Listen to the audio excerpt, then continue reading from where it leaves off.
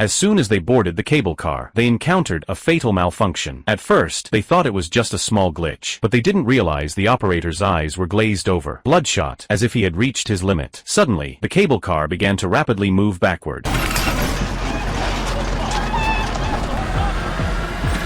And there were no seat belts.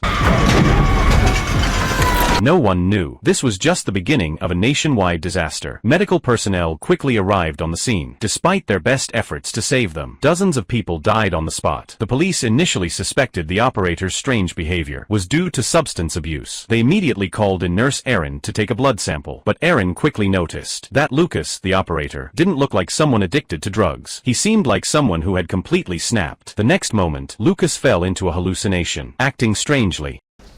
Vad är det för fel på dem? Vadå? Dina händer. De är jättestora. Vad är det fel på dem?